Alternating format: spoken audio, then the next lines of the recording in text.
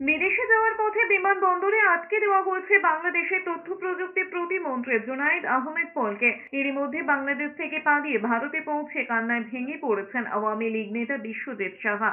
জানা গিয়েছে মঙ্গলবার দুপুরে পলক তার ব্যক্তিগত দুই কর্মকর্তাকে নিয়ে ঢাকার হযরত শাহজালাল আন্তর্জাতিক বিমানবন্দরে যান।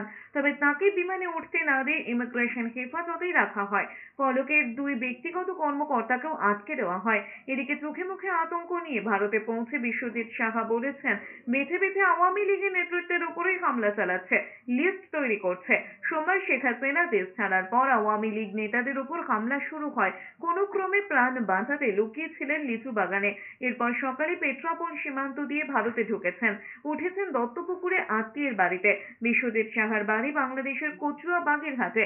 তার অভিযোগ, আওয়ামী লীগ কর্মী নেতাদের নামের লিস্ট তৈরি করেছে, ফলে পালিয়ে না এলে হয়তো মারাই যেতেন। তিনি আরো জানিয়েছেন, তাদের এলাকার আশেপাশে বেশ কিছু দোকান ভাঙচুর করে লুট করা হয়েছে, ভাঙা হয়েছে বাড়িও। আপাতত দত্তপুকুরে কাকার বোনের বাড়িতেই থাকবেন, পরে পরিস্থিতি ঠান্ডা হলে ফেরার কথা ভাববেন বলেই জানিয়েছেন তিনি।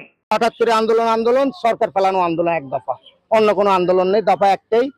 এর ভিতর দিয়ে হঠাৎ করে শুনলাম কি শেখ হাসিনা দুটোর দিক দিয়ে উনি ভারতে চলে এসছে, দিল্লি। আবার আসছি জীবন বাঁচানোর জন্য। রাত্রিবেলা বাড়িতে লোক খোঁজে যায়, কোথায় আছে, লিস্টে নাম উঠে গেছে, ধরবে এত ধরে মেরে ফেললো বা কি করবে না করবে তাদের ব্যাপার। এখন পরিবার আমারও তো খোঁজ করতেছে, পরিবার এখনো খোঁজ করতেছে না, দেখি কি অবস্থান কি হয়। কারণ পরিবার আমি কি করে বাঁচাবো, পরিবার তো পাসপোর্ট নাই, কিছু নাই।